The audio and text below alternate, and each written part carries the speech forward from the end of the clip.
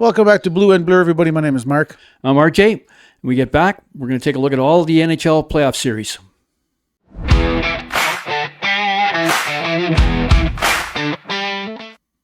Yeah, so let's start out in the West. Colorado against Los Angeles. Listen, Colorado won 2 at home.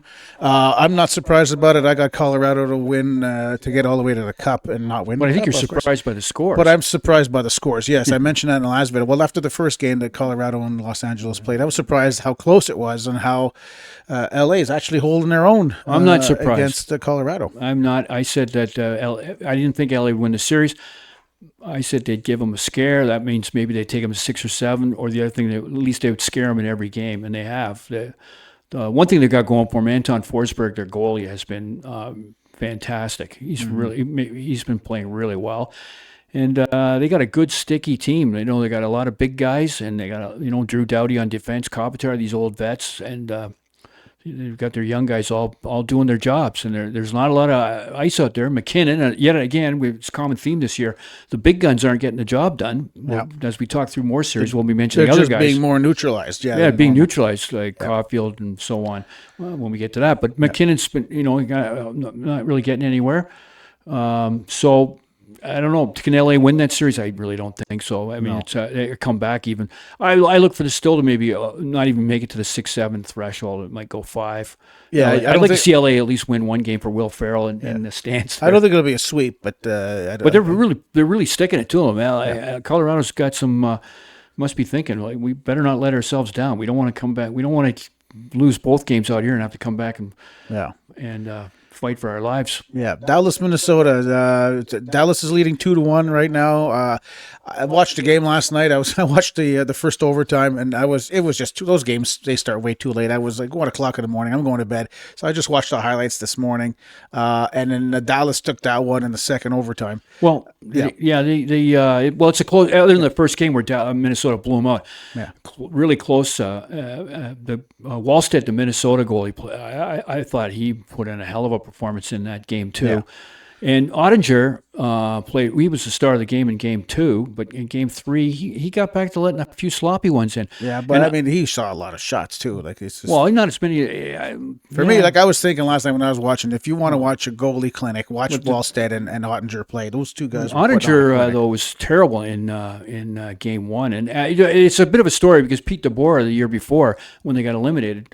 Threw Ottinger under the bus, said, I can't win with that goalie. I mean, I'm paraphrasing, but he basically was saying that. Yeah. And Dallas had just committed to an 8-year, $65 million contract to Ottinger. So who's going to have to go, Ottinger or DeBoer? So, of course, the coach got fired. So I was wondering, Pete DeBoer, when he's watching that first game, 6-1, and those first first period goals, I think Pete DeBoer was probably saying, yeah, I told you guys. But he came back a little bit, but he still let a couple of softies in this. I think that series is going to go 7. And one player that really impressed me on Minnesota was Matt Boldy, who scored the first goal in the gold medal final game. And boy, he was really, really flying out there for Minnesota. So that's a great series. It's going to go 7 games, I think. It's going to be a real war. Yeah, I got Dallas to win that one. Vegas, Utah. I got Vegas to win that one. I got to be honest, I haven't really been watching that series at all. Well, I've been watching. It's just one of those that it's playing on some TSN 4, and I'm watching other games while that one's playing. You're too busy. You're a Montreal homer. Let's face it. I think the Montreal and the NHL. There's only so many hours in the day I can watch the games. I put the hours in, and I'm watching that one, of course, for them. As all Leaf fans are watching that one with great interest. It's a Mitch Marner watch. We're really being hypercritical, and he hasn't really. I mean, he's got a couple of assists, I think, but he hasn't done a lot. And what I see in that is it's very similar to the Pittsburgh-Philadelphia series. Utah is a lot faster than Vegas. The Vegas having a hard time with the speed and young players. And so that's going to be a problem going forward, and that's a real pick'em series right now. It's 1-1 going back to Utah. I don't know. I think Vegas might be in trouble there. I like the speed on Utah, and things could go awry. Carter Hart's played pretty good for Vegas. He's the one who readied the ship for them in March. Mm-hmm. And he's still holding it up the fort for them, but they're having a bit of a problem with their older players that can't keep up with these young pups. Yeah. Edmonton, Anaheim. This is one I have been staying on top of. Edmonton's 1-1 now. They're heading into Anaheim. The series tied. I think it's a great series. I think there's a lot of action going on. Surprising, McJesus is still off the board. He hasn't put any points in. Apparently, hampered with a sore ankle, and certainly something's wrong. Off the score sheet 2 games in a row. And we all thought he was going to come out and be very dominant, and it just doesn't seem to have seems to be playing with a leaky tire. I don't know. Draisaitl comes right out of his injury. He's been very dominant. It's sloppy hockey though. The goaltenders have let a few questionables, and defenses seem to have a problem getting the puck out of their own end. Consequently, bet the over if you're a betting man. This is a good series to take those overs on.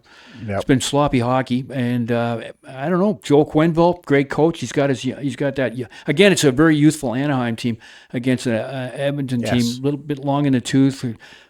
2 big runs in a row. I don't think this Edmonton team's as good as those 2 previous Cup final runs. Yeah, I don't have them going all the way. No. They got some trouble there, but they're not. I mean, it's a 1-1. Anaheim did their job. They got home ice. And it's going to be a fun game 3. Yeah, going into the East now. Buffalo, Boston. The series tied 1-1, right? It's 1-1. Series tied 1-1. But no, it's 1-1 on the score sheet. But if this was a boxing match, the decision would be overwhelming Boston. They've dominated this series. They had, they were up 2-0 in the third period, and then all of a sudden Buffalo went on a barrage in game one. And then the second game, they just choked them to death again. Boston's playing really well. Buffalo's having a hard time finding their game. You think that's an experience thing? It's a youth thing? You think it's probably partly an experience problem. But the Boston Bruins are the Boston Bruins. They've been doing this for 40 years. They seem to be out of it. Then you go, what the heck? Boston's in the semifinals. They got the cheesy goal in the second game. Morgan Geekie with a backhand lob that went high up in the Raptors, maybe touched Gilles Pro's pitcher, and their 1975 division ribbon, and then came down in the goal. Just a weird bounce in front of him. Yeah. So I hear he's not going to play Game 3. So I think they're just changing the goalies just to get it. Just to give it a whole new look. I don't think it's just specifically because of that one faux pas, but boy, that was a clumsy. That was a weird playoff goal. Yeah. And Boston's just doing what Boston does. They get under people's skin, and they I don't see a lot of open ice for Buffalo. There doesn't seem to be any separation. They're just stuck to everybody like glue. Yeah, Tampa Bay, Montreal. They such a great series to watch. From being if you're a Tampa Bay fan, if you're a Montreal fan, rough, tough, extremely physical game. Tampa Bay right now is really good at taking away the ice from the skaters, like guys like Caulfield and Suzuki, just because out of a sheer brute force. Which is when guys like Anderson come out and shine. And now the Game 3 coming up, I would dress Galley because that's his kind of game right there. Brendan Gallagher, for those who aren't Montreal fans. Gallagher. What are you on the team? That's right. Yeah, I mean, I'm in the dressing room every game. Give me a break. I would dress Gallagher just because it's all those scrums that are going on up against the boards in front of the net. That's his game. Tampa's strategy though. They're not as we just talked about the problem with Utah and Vegas. Utah is so much faster. Montreal is so much faster than Tampa.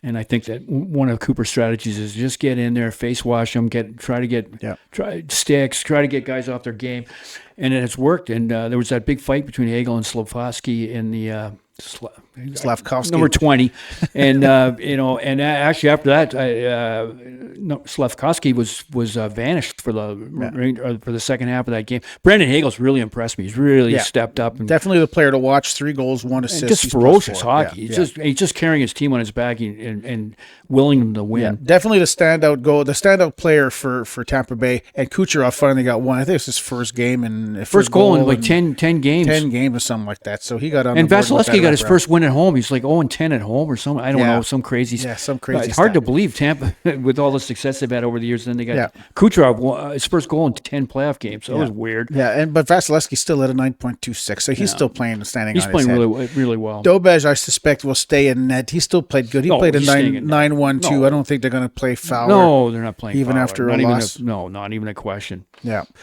Carolina, Ottawa. So quite a bit to talk about in this game. Like teams that are to me, I have Ottawa winning because this is my upset. This is the team that the series that I was like, okay, Carolina's going to win this, but I'm going to put Ottawa in there as like as my Eastern upset, because I think Ottawa they're a streaky team. When they play really good, they play really good. But when they play bad, they play bad. Unfortunately, game 1 and 2, we started with the bad series going on. So from what I'm seeing, Allmark is. He's performing. It's not all. Well, that's been the problem. The reason they've been streaky this year is because they've had really bad goaltending. Yeah. But no, well, the big guys, Taychuk and Stoltz have been shut down. Taychuk and Tkachuk, whatever. I'm a fan of Walt Taychuk.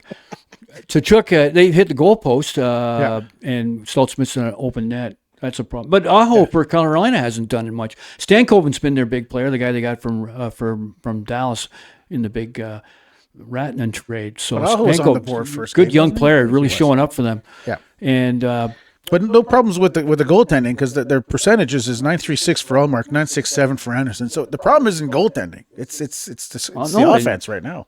Well, for Ottawa, it's a problem. For Carolina, it's not. For Carolina, it's not a problem. They're choking them off. And, I really like Carolina. I like that team. It's a great team. And they're going into Ottawa with a 2-game lead, so watch out, Ottawa. I mean, this could end if they don't get their literal shit together. It could end in Ottawa over the weekend. I think Ottawa will eke out at least one win. We're going back to Carolina, I'll say. I don't think Ottawa goes down 4 straight.